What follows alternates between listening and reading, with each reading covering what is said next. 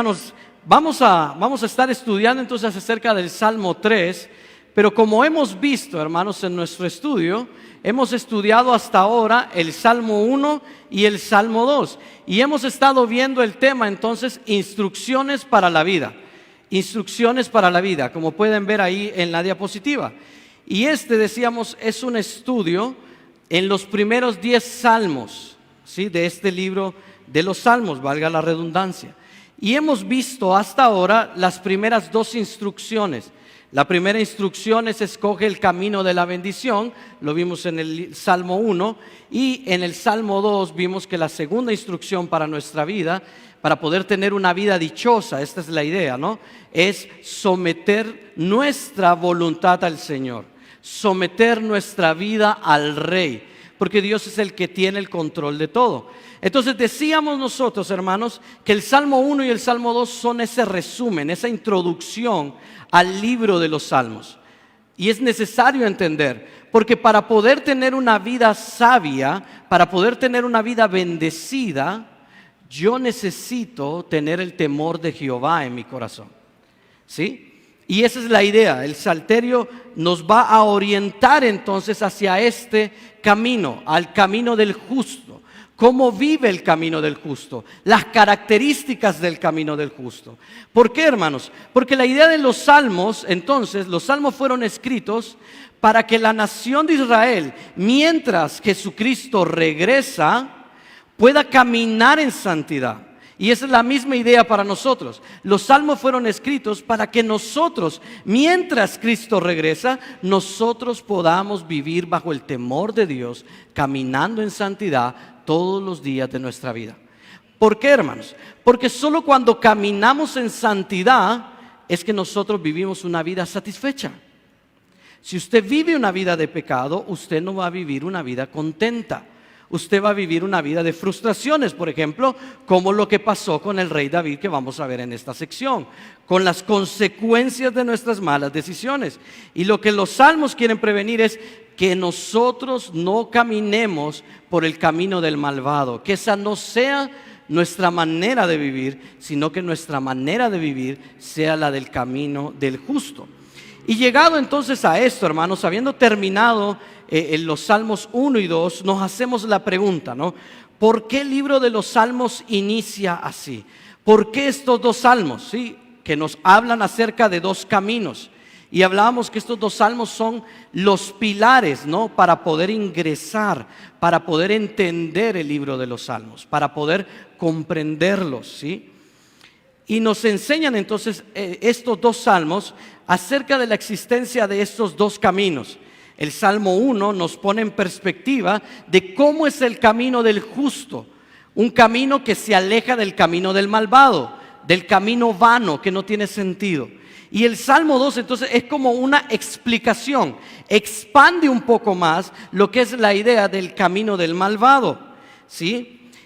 Y hermanos, tenemos que entender, hermanos, que la diferencia entre el camino del justo y el camino del malvado es su destino también. Ahora, el problema de esto, hermanos, es que si caminamos por uno u otro, eso va a determinar el destino de nuestra vida. Si caminamos por el camino del justo, vamos a llegar a un destino. Si caminamos por el camino del malvado, vamos a llegar a otro destino. Y el destino del malvado, como mirábamos en el Salmo 2, es la destrucción eterna. Entonces, hermanos, con esa base le pido que vaya a su Biblia y lea conmigo entonces el Salmo 3. Vamos a sus Biblias, lea conmigo entonces el Salmo 3. Salmo 3 de David. Y miren lo que dice, Salmo 3 dice así, Salmo de David, miren el título arribita, Salmo de David, cuando huía de delante de Absalón su hijo. El versículo 1 entonces dice, oh Jehová, cuánto se han multiplicado mis adversarios, muchos son los que se levantan contra mí, muchos son los que dicen de mí, no hay para él salvación en Dios. Mas tú, Jehová, eres escudo alrededor de mí, mi gloria y el que levanta mi cabeza. Con mi voz clamé a Jehová y él me respondió desde su monte santo.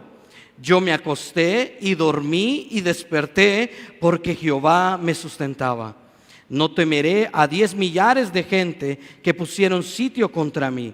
Levántate, Jehová, sálvame, Dios mío, porque tú heriste a todos mis enemigos en la mejilla, los dientes de los perversos quebrantaste. Las salvaciones de Jehová sobre tu pueblo sea tu bendición. Y bien, después de haber entonces leído, entendemos ahora un poco mejor la idea del por qué el libro de los Salmos inicia con el Salmo 1 y el Salmo 2.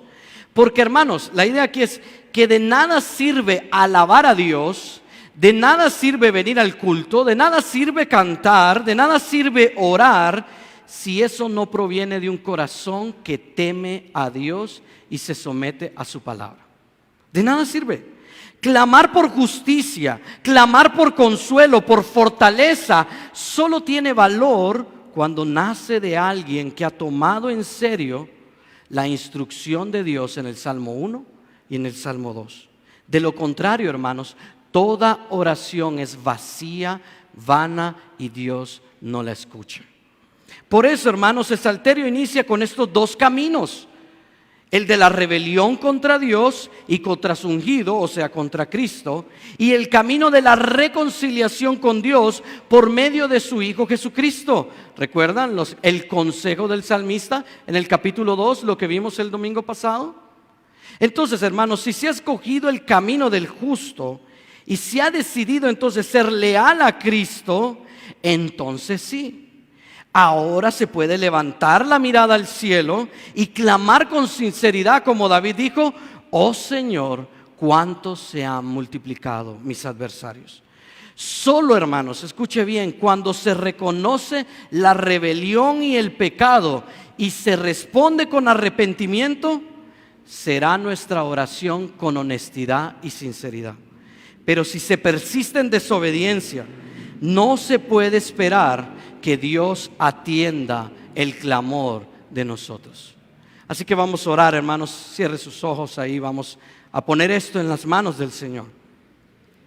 Amado Dios, queremos venir delante de tu presencia reconociendo primeramente quién eres tú, Señor. Que tú eres un Dios santo. Como vimos en el Salmo 2, un Dios que gobierna por sobre todo en el cielo, sentado en su trono de gloria, gobernándolo todo, Señor. Ese eres tú, el omnipotente, el dador de la vida, el creador de los cielos y la tierra, de todo el universo. Ese eres tú, el dueño de nuestra vida, Señor. Porque a ti te pertenecemos. Tuyos somos, Señor. Y si hemos sido creados, Señor, es para la alabanza de tu gloria. Padre, y reconociendo tu grandeza, reconociendo tu santidad, queremos humildemente, Señor, como lo hizo David, pedirte perdón por nuestros pecados.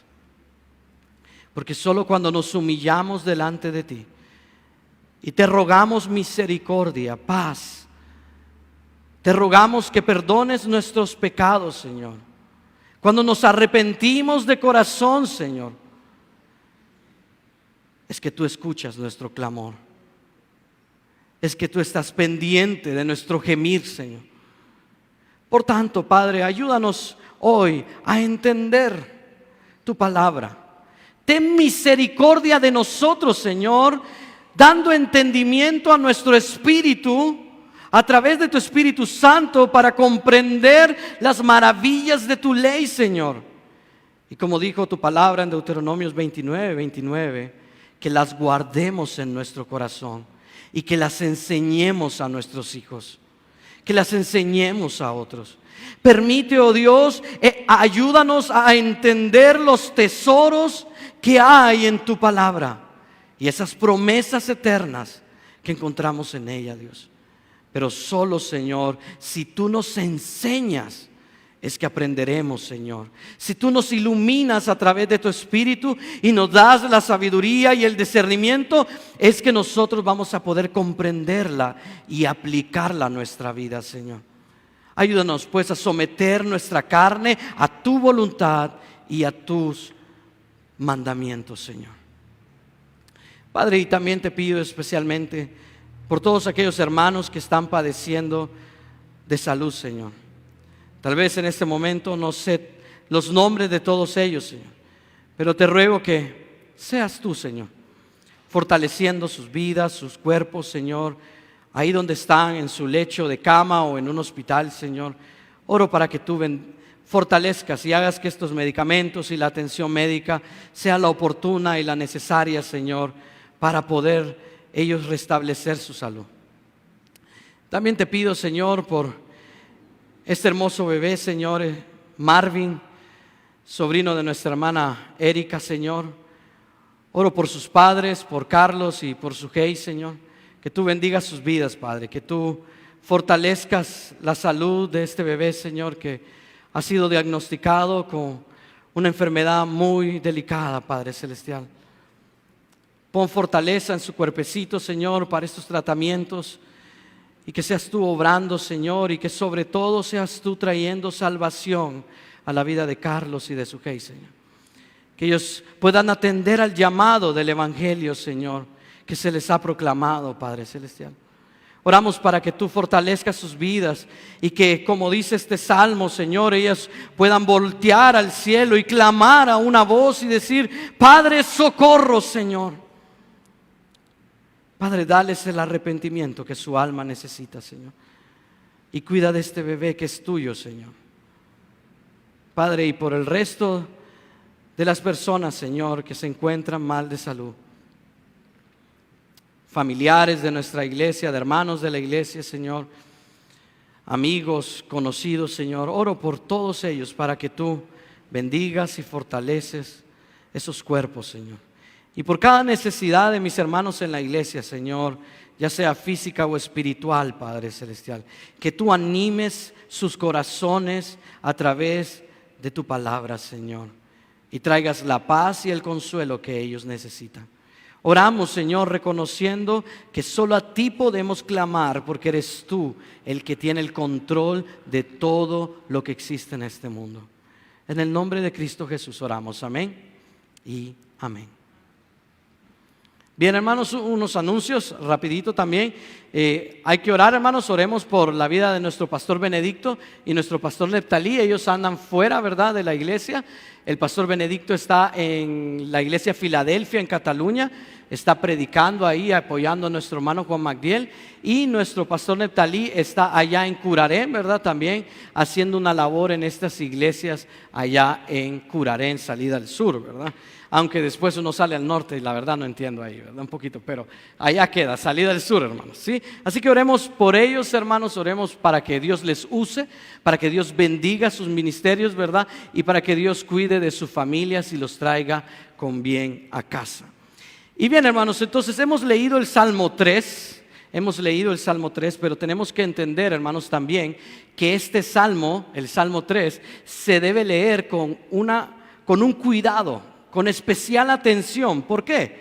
Porque el Salmo 2, recuerden, hermanos, que estamos, si se acuerdan de la introducción, que yo sé que fue hace mucho tiempo, hablábamos de que el libro de los Salmos se divide en 5 libros, ¿no?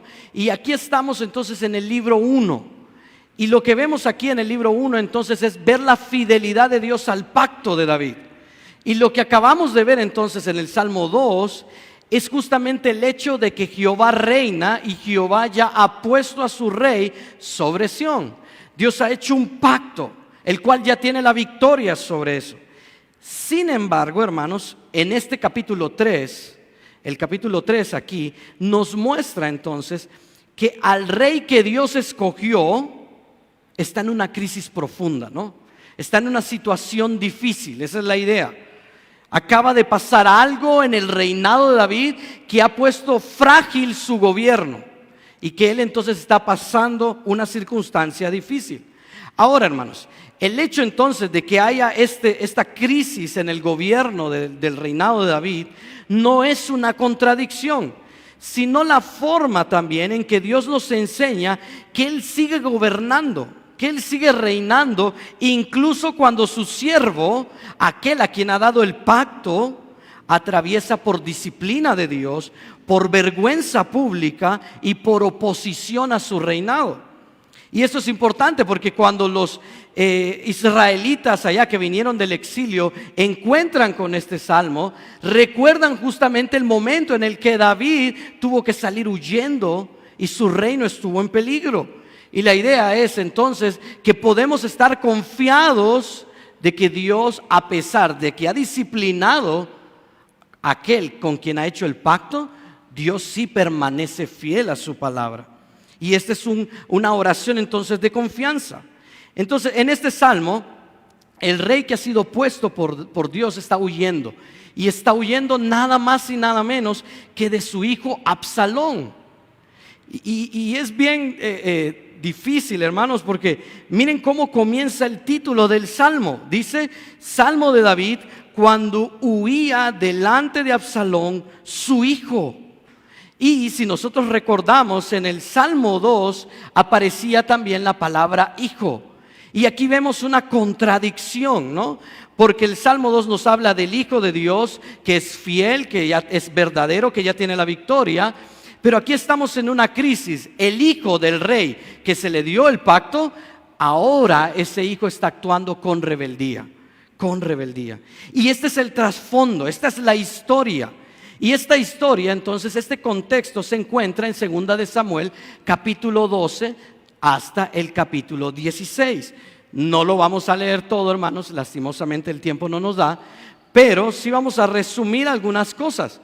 Y le invitaría a usted, entonces, a que usted pueda, en la tarde o el día de mañana o en la noche, leer estos capítulos para ponerse en contexto acerca de lo que estaba pasando con la vida de David.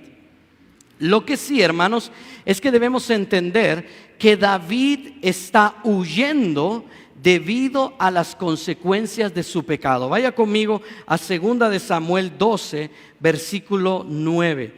2 de Samuel 12, versículo 9. Miren ahí. 2 de Samuel 12, versículo 9. Dice, ¿por qué pues tuviste en poco la palabra de Jehová, haciendo lo malo delante de sus ojos? A Urías Eteo heriste a espada y tomaste por mujer a su mujer, y a él lo mataste con la espada de los hijos de Amón. Por lo cual ahora, escuchen bien, no se apartará jamás de tu casa la espada, por cuanto me menospreciaste y tomaste la mujer de Urías Eteo. ¿Sí? Y esto es importante, este contexto, hermano, ya que esto va a evitar que nosotros leamos este salmo como víctimas, ¿sí? Porque muchas veces cuando sufrimos persecución o acusaciones o trampas del enemigo, pensamos que somos la víctima. Y como están viendo aquí, David no está en esta consecuencia, en esta persecución, solo porque sí, sino que él se encuentra en esta condición por consecuencia de su pecado, ¿sí? Él no es la víctima, él está sufriendo las consecuencias de su pecado. Y esto debe ser importante para nuestras vidas, hermano, porque las consecuencias de nuestro pecado, o el pecado, perdón, trae consecuencias a nuestra vida. Ahora, noten cuál fue el pecado de David. ¿Cuál fue el pecado de David? Mire conmigo en el versículo 9, dice, porque tuvisteis en poco el ¿qué? La palabra de Jehová. El pecado de David entonces fue menospreciar la palabra de Dios, porque Dios ya les había dicho a los reyes de la tierra en Deuteronomio 17, a los reyes que Israel iba a poner, que no debían de amontonar para sí caballos, mujeres y oro. Y David estaba acumulando caballos, oro, y ahora se está haciendo de mujeres. Y Dios les había prohibido determinadamente: no hagan eso. Y David menospreció la palabra de Dios. Y menospreciar la palabra de Dios, hermanos, siempre trae consecuencias. Cuando usted actúa lejos de la voluntad de Dios, usted va a tener consecuencias desastrosas para su vida. El pecado de adulterio entre David y Betsabé, el asesinato y todo lo que hizo David fueron la manifestación visible de ir en contra de la palabra de Dios, ¿sí? Debido a ello, entonces, el texto nos deja en claro que después del anuncio del profeta Natán, que aunque hay perdón, Dios perdonó a David, las consecuencias no desaparecen por arte de magia. Están bajo el control de Dios, eso sí. Toda consecuencia está bajo el control de Dios. Todo este dolor entonces era parte de las consecuencias del pecado de David. Y la Biblia entonces nos muestra cómo el mal se levantó desde la propia casa de David, desde su familia. Amón entonces violó a Tamar, Absalón asesinó a Amón. La casa real entonces se rompió y el reinado se volvió débil desde adentro. Incluso antes de ser atacado por otros imperios, ya la realeza, el gobierno estaba sufriendo problemas desde adentro. En el momento entonces más crítico, llega en el capítulo 15, cuando Absalón entonces, recuerdan en el capítulo 15, él se gana el corazón del pueblo, organiza una traición constante. Hermano, este hombre pasó 4 años planificando su golpe de estado. Sí, creo que mejor que Juan Orlando cuando hizo el cambio ese para poder reelegirse, ¿no? Pasó 4 años planificando este golpe de estado. Y esto entonces obligó a David a abandonar Jerusalén. Y es en esa huida donde se concentra el dolor y la angustia de este Salmo 3. David no solo pierde su tierra, sino que pierde su reinado momentáneamente. No solo enfrenta entonces enemigos con armas, sino que también él está sufriendo de ataques en contra de su fe. Cuando otros dicen, miren el versículo 2 del Salmo 3, no hay salvación para él en Dios. Entonces David no solo está sufriendo amenazas externas, sino el peso de saber, hermanos, de que él abrió la puerta hacia su propio desastre. Él mismo fue el arquitecto de su destrucción. Y David está cargando ese peso. Y con este marco entonces, el título del Salmo que vimos ahí, Salmo de David cuando huía delante de Absalón su hijo, no es un adorno. Este título nos pone en un contexto histórico real. Esto es algo que pasó. Y de esta manera el Señor entonces nos enseña cómo un creyente debe orar. Cómo un creyente debe orar cuando su vida está rodeado de problemas. No quejándose de sí mismo, sino con humildad, con dependencia y con confianza en el Señor. Y esta oración, hermanos, justamente nació la mañana siguiente de su ida del palacio. De esta manera, entonces, el Salmo 3 nos prepara para que tengamos una fe auténtica, una fe genuina. Y nos recuerda entonces que Dios sostiene a los suyos en medio del conflicto o la adversidad. A pesar de que estos conflictos y estas adversidades sean las consecuencias de nuestro pecado. Aún en medio de la disciplina y de las consecuencias amargas, el Señor tiene cuidado de los suyos, de aquellos que se arrepienten de corazón. Por ello entonces, si podemos ver ahí en la proposición entonces, hoy vamos a ver entonces, hermanos, o vamos a descubrir entonces 4 razones que fortalecerán entonces su confianza en Dios al buscarle en oración cada mañana. Esa es la idea, hermanos. La idea es que podamos entonces tener estas razones en nuestra mente para fortalecer esa confianza, para que cuando oremos a Dios cada mañana, recordemos que oramos a Él por quién es Él, por su carácter, por sus promesas, por su fidelidad. Y ahora, ¿cuáles son las 4 razones que vamos a estar viendo? Miren ahí en el bosquejo entonces.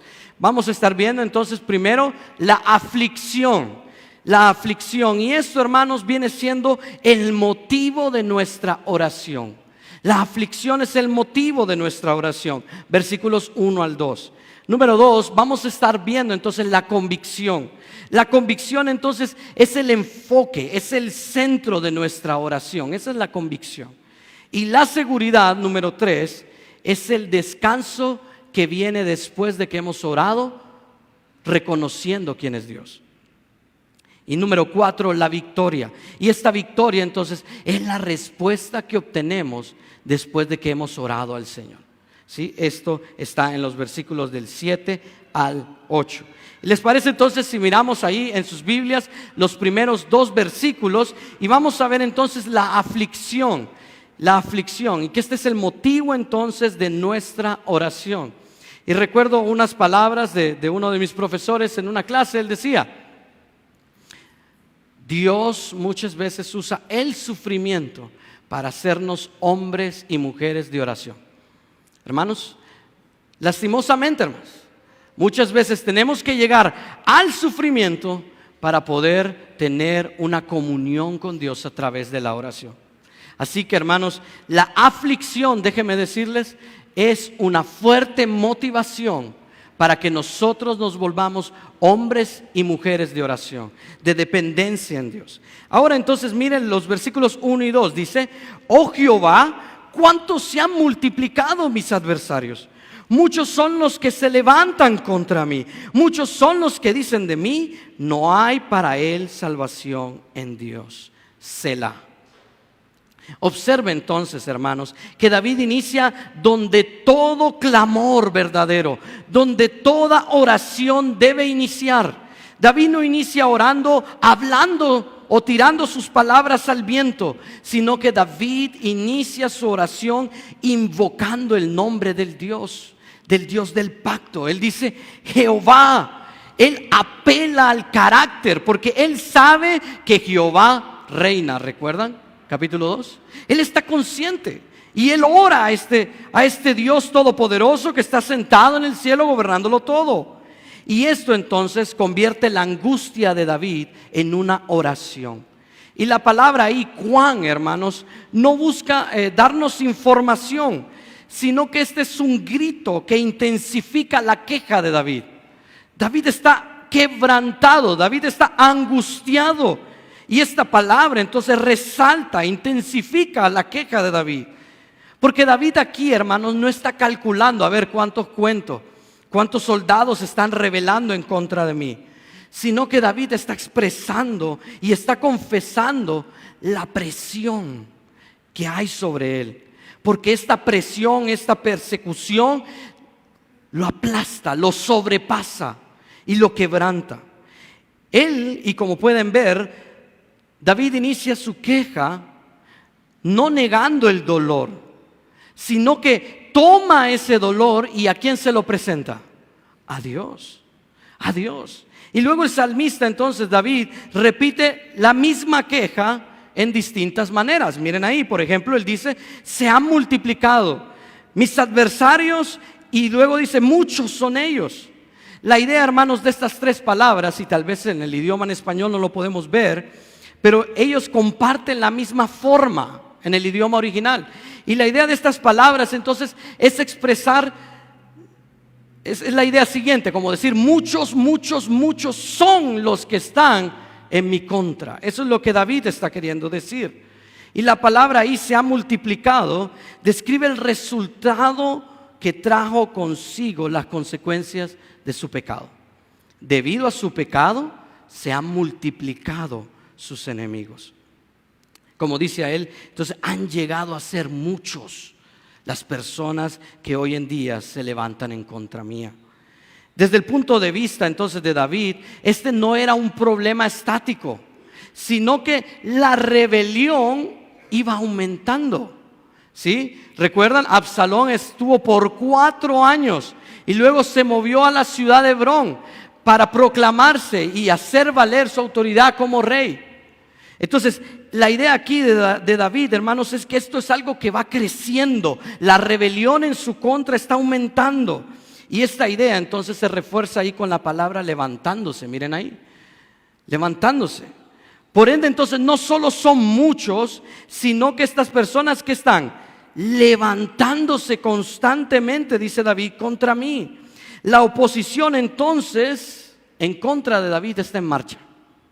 En contra de su reinado está en marcha, está avanzando. Miren ahí que dice sobre mí, pero ahí sobre mí tiene más la idea de hostilidad. Es como decir en contra de mí.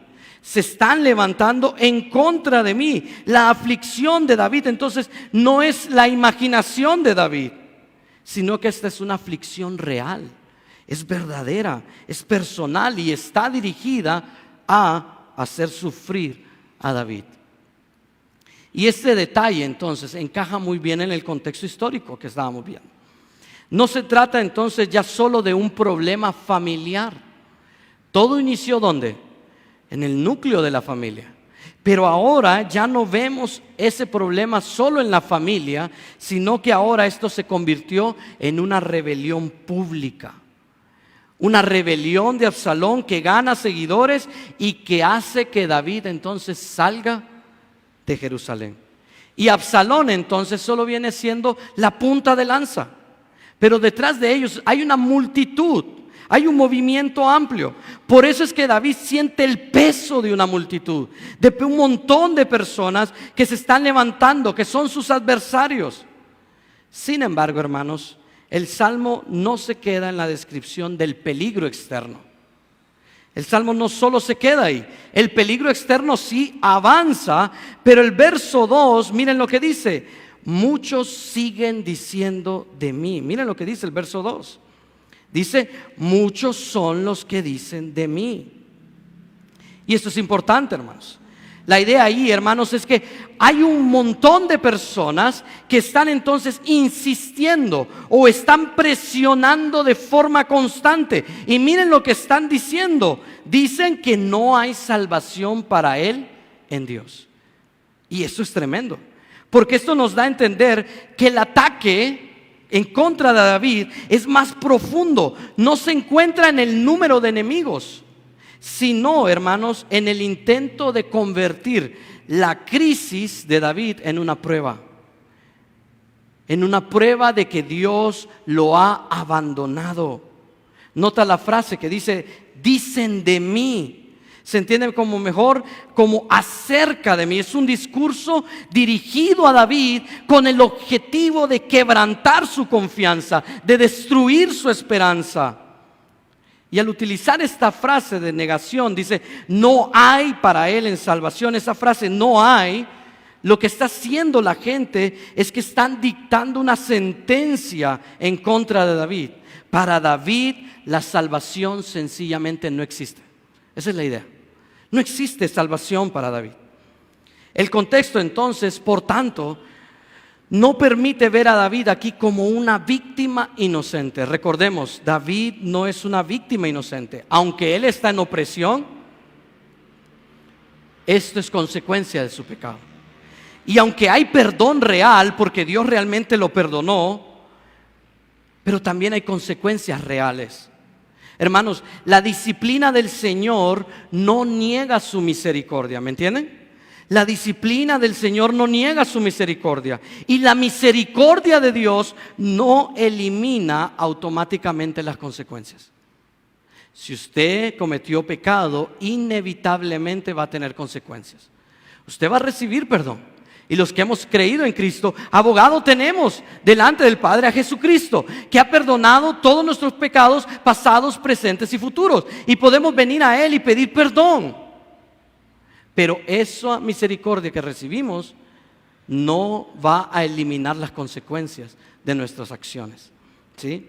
Las personas por lo general entonces intentan convertir la corrección de Dios, y esto es lo que está pasando con David, en un abandono total. Y ya pensando en nosotros, hermanos, el mundo mira nuestras aflicciones y concluye que Dios nos ha desechado. Recuerdo una historia que mi papá nos contaba, que él decía ya en sus últimos tiempos, en sus últimos meses, años, que un bolito se le acercó, un bolo de la colonia por, qué sé yo, desde que tengo memoria, ¿sí? Y él le dijo: mire, pastor, usted que es un hombre de Dios, que esto y lo otro, y mire qué choleña está usted, le dice. Y yo que soy patero, mujeriego, esto y lo otro, aquí estoy bien y Dios me tiene bien. Los incrédulos, hermanos, las personas del mundo van a vernos como que Dios nos ha desechado. Sin embargo, hermanos, allí en la aflicción, el sufrimiento se vuelve el motor que nos empuja a buscar del Señor. Eso es lo que está pasando con David. Porque hermanos, como Jesucristo dijo en Juan 16:33, en el mundo tendrán aflicciones. El Señor, hermanos, en este mundo lo que nos ha asegurado es que vamos a ¿qué? Que vamos a sufrir, hermanos. Eso es lo que el Señor nos ha garantizado. En el mundo tendrán aflicciones. Pero ¿saben qué dice el Señor? Confíen, yo he vencido al mundo. ¿Sí? El camino a la confianza en Dios no comienza fingiendo que todo está bien. ¿Sí? Cuando usted se encuentra en un problema, no finja que todo está bien, sino que admita con honestidad que la presión que está cayendo sobre sus hombros es real y que los adversarios, ya sean las huestes espirituales por medio de Satanás o personas, son muchas. Por ende, no se quede en la autocompasión, no se quede ahí contemplando la nada, sino que lleve su aflicción, lleve su queja a Dios, presente lo que lo hace sufrir delante de Dios, porque reconocer nuestra debilidad es el primer paso para hallar la fortaleza, hermanos. El primer paso para hallar la fortaleza es reconocer que somos débiles y que necesitamos de Dios. Sin embargo, si la aflicción entonces es el motivo por el que clamamos cada mañana, la pregunta inmediata es: ¿en qué se apoyará nuestra confianza? Cuando las voces digan entonces no hay salvación para esta persona, ¿qué va a ser el motor que impulsa nuestra confianza? Por eso el Salmo nos lleva entonces al siguiente verso. Miren el verso 3, dice: pero tú, ¿qué? Oh Jehová. Entonces, lo que aquí pasa, hermanos, es que pasamos del tamaño del problema a la convicción sobre el carácter de Dios. Lea conmigo entonces el verso 3. Miren, dice ahí: mas tú, Jehová, eres escudo alrededor de mí, mi gloria y el que levanta mi cabeza. Con mi voz clamé a Jehová y él me respondió desde su monte santo. Después entonces de ese golpe que David experimenta, esa queja en el versículo 2, el Salmo entra en un giro decisivo, hermanos. En un giro decisivo. La fe madura no responde primero describiendo lo que las personas son o lo que las personas hacen, sino confesando quién es Dios. ¿Me entienden? La fe madura no inicia pensando en quién es el que me ataca, quién es mi adversario, sino que la fe madura inicia confesando quién es Dios. David no inicia pensando en una estrategia, David no inicia en una autodefensa o en las promesas humanas. Cuando todo alrededor de la vida de David se ve hostil, el centro de la oración no son los enemigos, sino que es Dios. David se concentra en Dios. Y esa es la diferencia, hermanos, entre un creyente que ha dominado, entre un creyente que es dominado por las circunstancias y un creyente que es guiado y dominado por la verdad de Dios. Esa es la diferencia. Un creyente que es dominado por la palabra de Dios sabe a quién clamar, sabe a quién orar, sabe quién es Dios. Y el verso 3 entonces da este giro radical mediante este contraste, ¿no? Miren ahí: pero tú, dice Jehová. Y esto entonces es lo que ancla la convicción de David. Porque David está puesta su convicción, miren otra vez que utiliza el nombre personal de Dios. Él está convencido de quién es Dios, el Dios del pacto. Él sabe lo que Dios le ha prometido a David y que Dios lo va a cumplir. Después de reconocer entonces que muchos se levantan, David pone un contraste, contrapone entonces la presencia de Dios como la única realidad que define su situación. La situación es definida por Dios. Y David confiesa entonces: pero tú, Jehová, eres escudo alrededor de mí. Tú eres mi gloria, el que levanta mi cabeza. Y ahí la frase escudo alrededor de mí, hermanos, como les decía a los niños, no se trata de un escudo no humano que solo cubre cierta área de nuestro cuerpo. Lo que David está expresando en esta idea, hermanos, es una cobertura total. Dios está cubriendo a David de manera completa. Es una protección entonces que rodea nuestra vida todos los días de nuestra vida, de nuestra existencia. Y esto es una verdad profunda, hermanos. Dios no deja de ser nuestro escudo, incluso cuando nos está corrigiendo. Incluso en medio de la disciplina, Dios muestra su misericordia, protegiéndonos a nosotros. Y además, hermanos, David declara entonces que Dios es su gloria. Dios es su gloria, dice, el que levanta mi cabeza, dice. Y en el contexto, hermanos, de la huida de David, y cuando vemos entonces que David está sufriendo una humillación pública sin precedentes, ¿no? Él caminaba descalzo, llorando, con la cabeza cubierta y también expuesto entonces a burlas de hombres como Simei, por ejemplo, en 2 de Samuel 16:5, quien decía: tú matón, sangriento, sanguinario. David estaba expuesto a toda esta humillación. Su honor como rey y como hombre estaba entonces por los suelos. Sin embargo, al decir él: tú eres mi gloria, afirma que su dignidad no depende del éxito como rey. No depende del aplauso del pueblo, del amor del pueblo, sino de su relación con Jehová. Dios entonces es el que levanta la cabeza de David. Y esta expresión, hermanos, es un anuncio de restauración. Mientras la disciplina entonces nos obliga a bajar la mirada al suelo, la gracia de Dios le promete devolver su posición y su honor. Hermanos, Dios es quien dignifica al abatido. Dios es quien va entonces a vindicarle a usted. ¿Sí? Y aquí un pequeño paréntesis, hermano. No se preocupe cuando muchas personas atenten en contra de usted, o hablen en contra de usted, o digan cosas en contra de usted. No trate por su fuerza de querer corregir eso, sino que espere y créame y pídale al Señor que Dios va a dignificar su vida. No trate de enmendar las cosas por usted mismo, sino que espere en Jehová. Porque esta es la convicción, hermanos, que vemos aquí. No es un sentimiento vago, sino que se apoya entonces en una experiencia concreta de comunión con Dios. Miren ahí la expresión que dice: con mi voz, dice David, con mi voz. Nos indica entonces que el clamor de David no fue un pensamiento silencioso o una reflexión fría, fue un grito real de sufrimiento, de angustia. Era algo urgente. Él necesitaba que Dios escuchara su clamor. Y hermanos, es un llamado entonces a la piedad personal y responsable delante de Dios.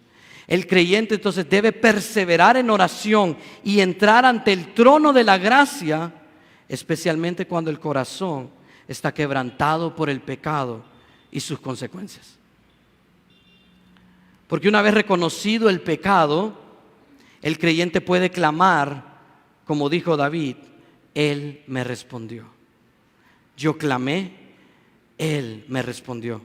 Y esta respuesta no viene de cualquier lugar. Miren ahí dice: viene desde su monte santo. Esta conexión es vital, hermanos, porque aquí el Salmo 3, David lo está conectando con el Salmo 2. ¿Sí recuerdan? Yo he puesto mi rey ¿sobre quién? Sobre Sión. ¿Mi qué? Mi santo monte. David está conectando el verso 3 con el capítulo 2. Aunque David está físicamente lejos de Jerusalén, lejos del tabernáculo, porque recuerdan que él llevaba a los sacerdotes, pero les dijo: regrésense a la casa de Jerusalén. Él estaba huyendo lejos por los montes. Sin embargo, la respuesta viene del lugar donde Dios ha entronizado a su rey. Miren qué maravilloso. La respuesta de Dios, y esto es lo que David dice. Dice David, después de mandar a los sacerdotes, dice: yo voy a esperar de ustedes respuesta de ¿qué? Respuesta de Dios, de Jehová. Dios entonces ha entronizado a su rey ya en Jerusalén. La idea es que Dios ya le dio la victoria a Jesús sobre el trono de David. Y David estaba confiado porque miraba esto y decía: la promesa de Dios se va a cumplir. Dios está entronizado en su trono Y esto entonces asegura que el gobierno de Dios y el de su Hijo aquí en la tierra y su fidelidad al pacto no van a colapsar por las rebeliones humanas. ¿Recuerdan lo que vimos en el Salmo 2? ¿Por qué se rebelan las personas? ¿Por qué los pueblos piensan cosas vanas? Ya tienen la victoria. Dios responde entonces desde su soberanía. Dios ya tiene el control y le ha dado la victoria a su Hijo. Por eso David puede estar confiado, porque esto confirma que Dios está bajo el control del pacto que Dios ha establecido con David. Hermanos, y esto es importante, la convicción que sostiene nuestra oración no nace de ignorar el peligro. Sabemos que vamos a enfrentar aflicciones, el Señor Jesús ya nos lo dijo, sino de enfocar nuestra mirada en el carácter de Dios. Ponga su mirada en el carácter de Dios. Y David nos enseña que cuando el mundo nos quita el honor y nos rodea con amenazas, debemos clamar a Dios, que es quien nos protege. No busque recuperar su reputación por sus propios medios.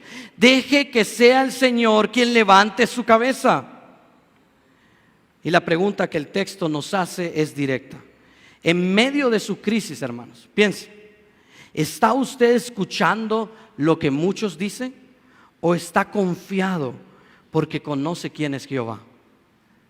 ¿Está usted escuchando entonces las adversidades? ¿Está siendo usted seducido por sus propias tentaciones? ¿Por su propia concupiscencia, obedeciendo los deseos de su carne? ¿O está usted confiando en el carácter de Dios para ayudarle a salir y vencer esos deseos pecaminosos de su carne? ¿O está confiado su corazón en el carácter de Dios, que sabe usted que aunque se levanten enemigos en contra de usted, Dios lo va a proteger, Dios lo va a cubrir? Solo cuando la oración deja de girar alrededor del miedo y se centra en el carácter de Dios, es que empieza a producir un fruto de descanso. Por eso el Salmo no se queda en el me persiguen. Uy, ¿cuántos me persiguen? El Salmo no se queda ahí. La queja pasa de la queja, de la aflicción a la convicción. Ahora pasamos al descanso. Miren, a la seguridad. Eso es lo que dice, mire el texto, dice: me acosté, dormí y desperté porque Jehová me sostiene. Y este es el tercer punto, la seguridad que hay en el creyente. El descanso tras la oración. Eso es lo que usted puede encontrar en Dios. El texto dice entonces, vaya conmigo al versículo 5, dice: yo me acosté y dormí y desperté porque Jehová me sustentaba. No temeré a 10 millares de gente que pusieren sitio contra mí. Y habiendo entonces establecido en los versículos 4 3 y 4, la convicción de quién es Dios, el salmista entonces nos va ahora a trasladar hacia la experiencia personal de intimidad con Dios. El salmista nos va a enseñar cómo es su relación íntima con Dios. En los versículos 5 y 6, David entonces nos va a presentar un testimonio de paz que desafía, hermanos, en realidad toda lógica humana. Lo primero que salta, mire ahí, a nuestros ojos es la palabra yo. ¿Sí? David está marcando un contraste aquí entre la revolución de sus enemigos y Dios. Mientras los enemigos entonces están conspirando, se están levantando en contra de David, David afirma: en cuanto a mí, yo me acosté, yo dormí y yo me desperté. ¿Ven la confianza de David? Esa secuencia de acciones, se acostó, se durmió, se despertó, nos indica, hermanos, que no fue un sueño ligero. Yo estaba, cuando pensaba en esto, este sueñito ha de haber sido como el sueño que uno toma después de comer, ¿no? Ahí entre las 2:30 y la 1, ¿no? Que usted se duerme y queda completamente dormido hasta que se levanta, ¿no? Rico ese sueño. No era un sueño ligero, era un sueño profundo. No era una noche de insomnio. No es que David ahí está como muchos de nosotros, ¿no? Dándole vuelta a la cama, ¿no? Cambiando de almohada, cambiando de posición. Si no hay insomnio marcado por la ansiedad, sino que fue un descanso real, fue un descanso profundo. En medio de la persecución y en medio de la muerte, David se acuesta a dormir. Increíble. La clave entonces de este descanso no está en la comodidad de tu cama, porque David aquí, hermanos, está huyendo en el desierto. Sí, muy probablemente él tuvo que haber dormido en cualquier lugar ahí, en una cueva muy probablemente fría, húmeda. Sino que la clave está, hermanos, en la frase que dice, porque Jehová, ¿qué? Me sostiene o me sustentaba. Y el uso ahí de la palabra me sustentaba o sostiene es fundamental. Su descanso implica una acción continua. El Señor lo sostuvo en la noche, lo sostiene en la mañana y lo sostendrá siempre, todos los días de su vida. Miren que David no atribuye su despertar a la suerte o a su intento de supervivencia. No es que David era todo un G.I. Joe, ¿no? Sino que David atribuye esto a la intervención directa de Dios, hermanos. Dice ahí, me acosté, me dormí, ¿por qué? Otra vez miren el nombre personal de Dios, porque Jehová. Si David se acostó a dormir, el descanso de David era el que él tuvo por el carácter de Dios, porque él conocía quién era Dios. Y este es un énfasis, hermanos, constante en los salmos, la palabra Jehová una y otra vez, porque David está apelando al carácter de Dios. La confianza de David en Dios no es por su desconocimiento de quién es Dios. David sabe quién es Dios, que es inmutable, que Él no es hombre ni hijo de hombre para que mienta o se arrepienta, hermanos. Él conoce a Dios. El descanso entonces del creyente no depende de que las amenazas desaparezcan. Hermanos, su sufrimiento no va a cesar, no va a desaparecer. Usted va a seguir sufriendo. Esa es la realidad. Estamos en un mundo sujeto al pecado. Nuestro descanso, nuestra confianza no va a depender de que el sufrimiento cese, sino de la presencia continua de aquel que nunca duerme, de aquel que nunca descansa, de aquel, como vimos en el Salmo 1, que obra a favor de sus hijos, que obra a favor de su pueblo. Ahí está su verdadero descanso. En Dios está su descanso. Y este sustento, hermanos, produce una transformación radical en la voluntad de David. Miren ahí, dice, no temeré, dice el versículo 6. Miren ahí, dice, no temeré a 10 millares de gentes. Aquí David no está minimizando el peligro. David no está minimizando el peligro. Al usar la palabra ahí, decenas de millares, reconoce entonces que la oposición es masiva. La oposición en su contra es abrumadora. Describe a sus enemigos entonces como un ejército que ya que se ha situado alrededor de él. Y esto es increíble, hermano. ¿Ven las conexiones en el poema? Atrás, en los versículos anteriores, David, ¿qué dice? Jehová es mi escudo, ¿a dónde? Alrededor de mí. Ahora, la confianza de David de que estas millares de personas estén alrededor de él puede estar confiado en medio de esto. ¿Porque qué? Porque Jehová es su escudo alrededor de él. No importa cuántas personas lo rodeen, no importa cuán grande sea el ejército de Absalón, David está confiado en el carácter de Dios.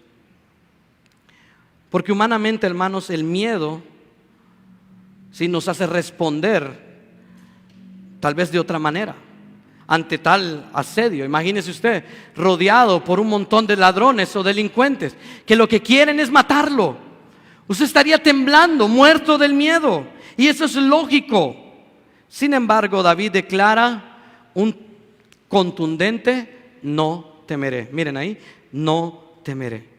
Y esta no es una declaración de valentía emocional, ¿no? No es algo que sale de las emociones.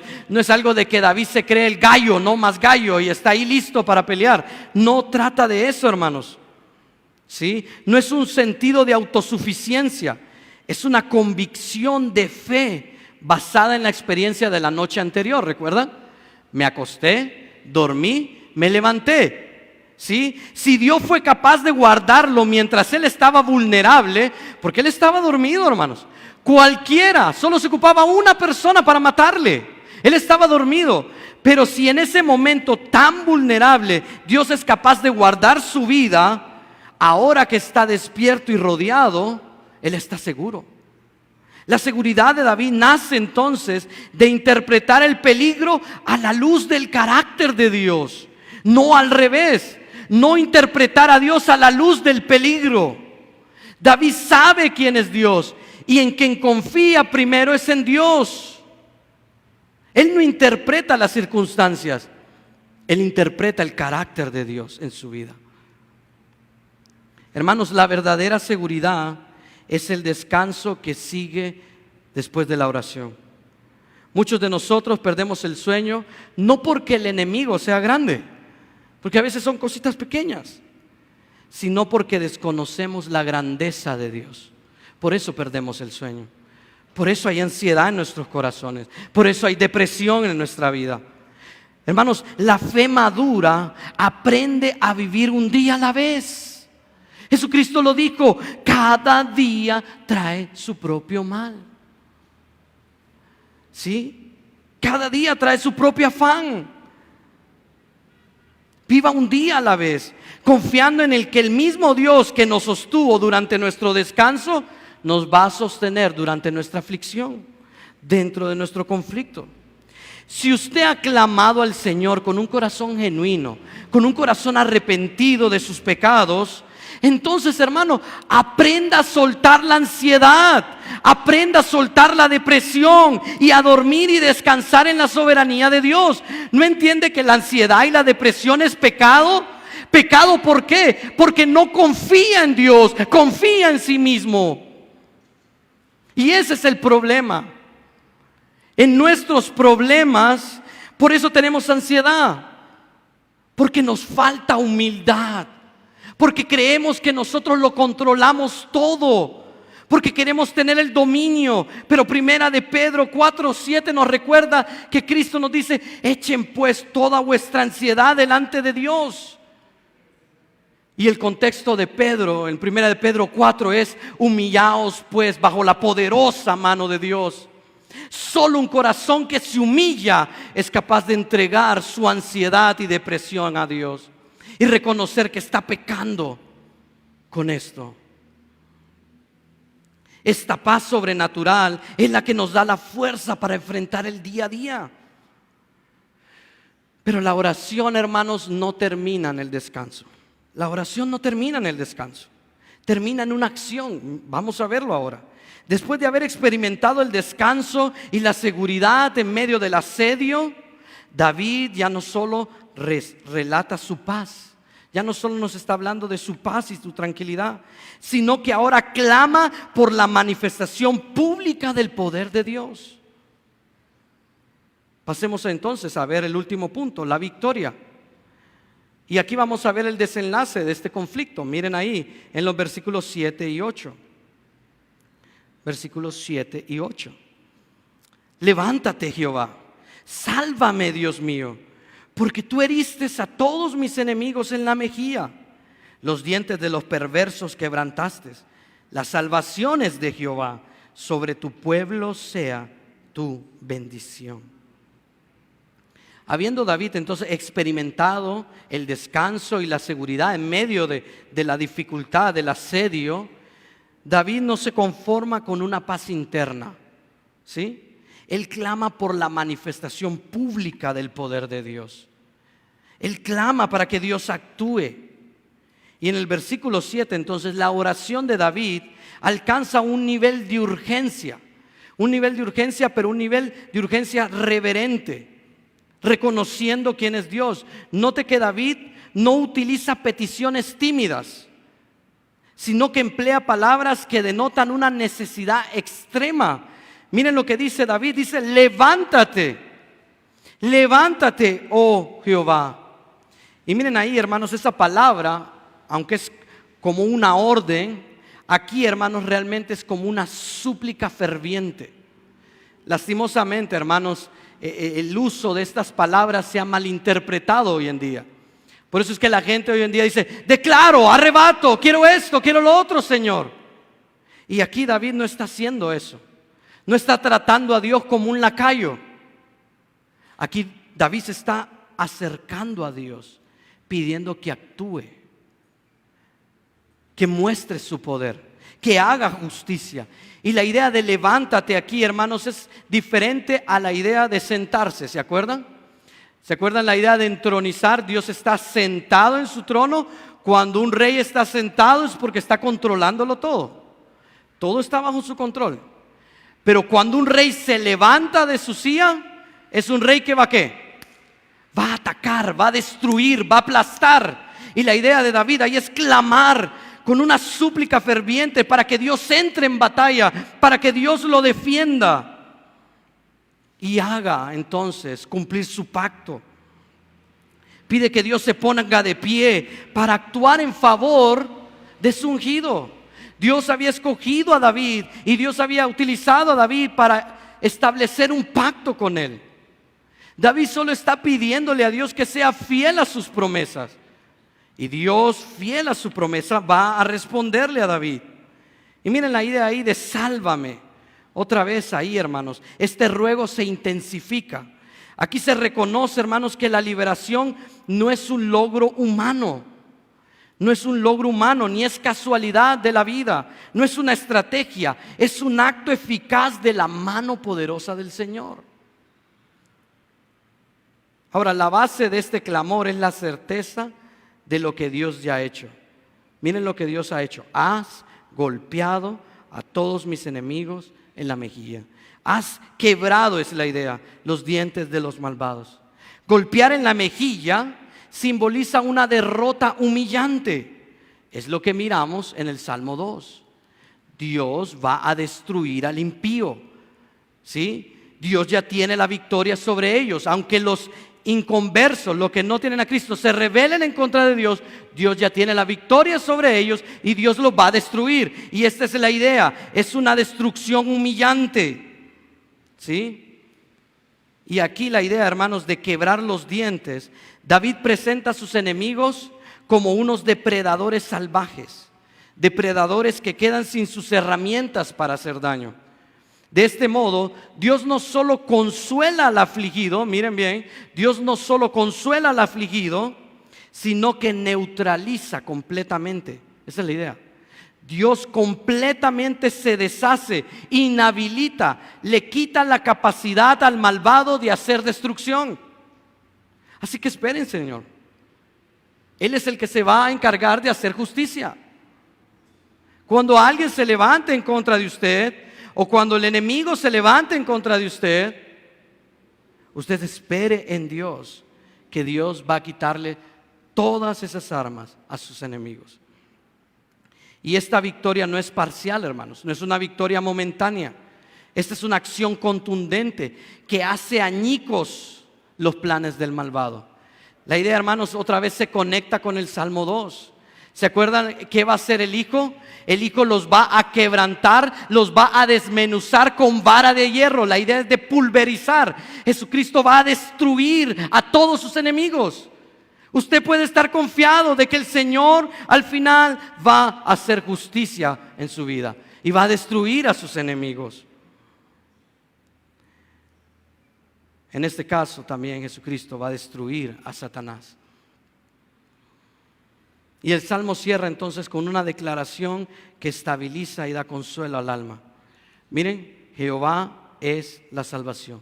De Jehová es la salvación.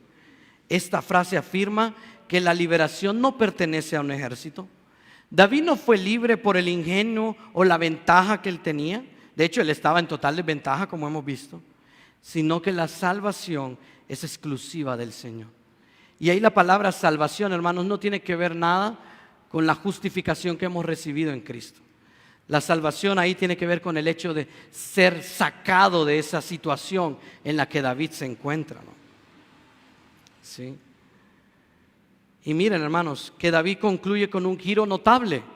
Y esto a mí me llamaba mucho la atención. Porque miren lo que David hace al final. David se dirige hacia los demás.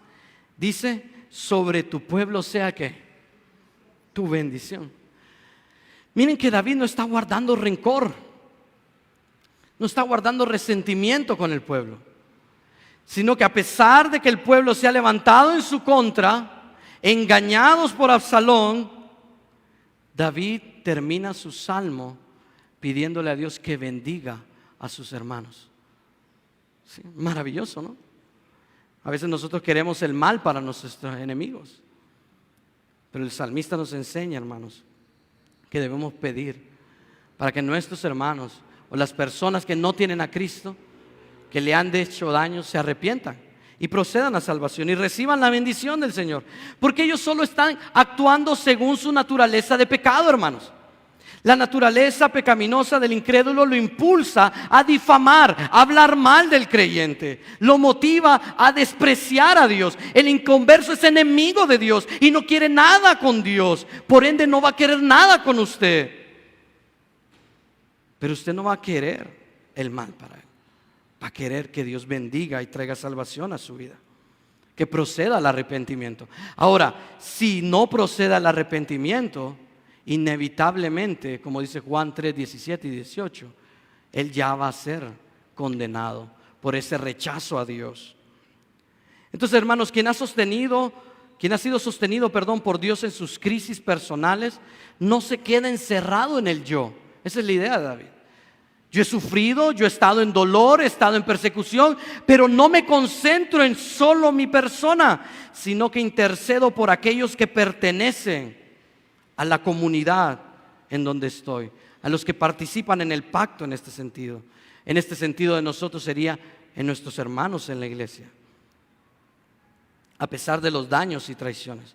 Hermanos, la victoria no es un recurso que nosotros fabricamos, es un don de Dios, es algo que Dios te da. La victoria sobre tu propia carne, la victoria sobre tus enemigos, la victoria sobre Satanás, es un don de Dios. Dios es el que tiene la victoria. La confianza de David no es temeraria, hermanos, sino que es la conclusión lógica. Porque si la salvación pertenece a Dios, entonces ni el número de nuestros enemigos, ni la cantidad de adversidades, ni las diferentes pruebas de la vida tienen la última palabra. La última palabra la tiene Dios. Aprendamos entonces a comenzar y terminar nuestro día con confianza en el Señor. La verdadera fe, hermanos, transforma la angustia individual, su propia angustia, en una intercesión, en una oración llena de esperanza, tanto personal como de sus hermanos en Cristo. ¿Sí? Esa es la verdadera fe que transforma. No solo oro por mí, oro por mis hermanos. Y en conclusión, hermanos, el Salmo 3 entonces nos llena de confianza en Dios. Y nos dice que la confianza en Dios se cultiva cada mañana por medio de la oración. Por esto dice que este es un salmo matutino, de despertar. Ahora, si no sabe cómo orar, si no sabe cómo acercarse a orar en Dios, siga estos 4 pasos. Miren que van a estar ahí. Siga estos 4 pasos. Primero, sea honesto. Sea honesto. Exprese su queja y aflicción a Dios. Dios quiere escucharlo, ¿sí? Dios escucha su clamor. Que no le dé vergüenza a usted presentar su queja delante de Dios. Segundo, la siguiente: proclame que su confianza está en la persona de Cristo. Ore confiando en la respuesta que Cristo va a dar. Si recibe la respuesta, bien, gloria a Dios. Y si no la recibe, también gloria a Dios. Alabe al Señor, esa es la idea. Porque usted está confiado en el carácter inmutable de Dios. Tercero, comience su día con seguridad. Si usted se acostó y si usted se despertó, recuerde que es que Jehová lo ha sostenido. ¿Me entiende? Por eso comience su día con seguridad. No tema aunque el peligro lo rodee. Confíe en el Señor. Y número 4, entonces, confíe en que Dios ya tiene la victoria asegurada. Usted ya tiene la victoria, ya sea que usted lo vea en este mundo o lo vea al final. ¿Sí? Confíe en Dios, Dios ya tiene la victoria. Pida confiado por sus hermanos. No sabe qué orar, pida las peticiones de oración de la iglesia y ora por sus hermanos. ¿Sí? Porque a veces decimos, ay, es que no sé cómo orar, o no sé qué orar, o me quedo dormido cuando oro, o se me hace muy rutinario orar. Es porque simple y sencillamente usted no está orando la palabra del Señor. Agarre el Salmo 3 y lo ora el Señor. Ore por sus hermanos. Dios ya tiene la victoria. Dice el Salmo, de Jehová es la salvación. Así, hermanos, el descanso no implica la ausencia de batallas, sino la seguridad de que la presencia de nuestro Salvador Jesucristo son escudo alrededor de nosotros. Por Cristo, hermanos, es quien podemos venir al Padre y rogar y pedir oportuno socorro, dice Hebreos capítulo 4, versículo 15 al 16. Así que acérquese confiadamente ante el trono de la gracia, porque Cristo le da ese acceso al Padre. Humíllese ante Él y pídale perdón. Y la exhortación entonces, hermano, no desmaye. No desmaye su espíritu.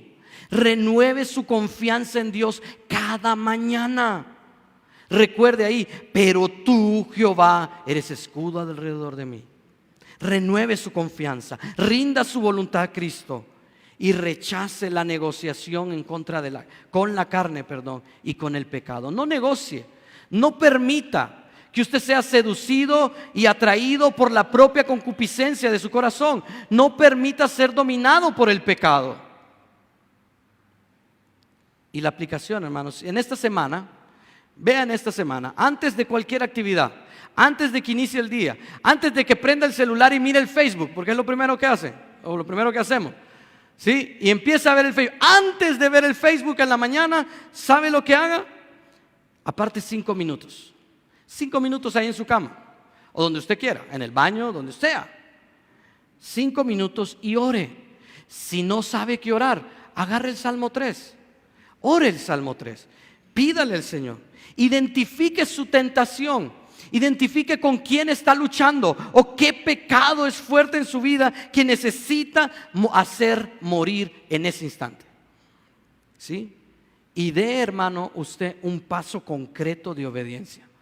Resista la tentación, que Él huirá de usted. ¿Sí? Y repita cada día, de Jehová es la salvación.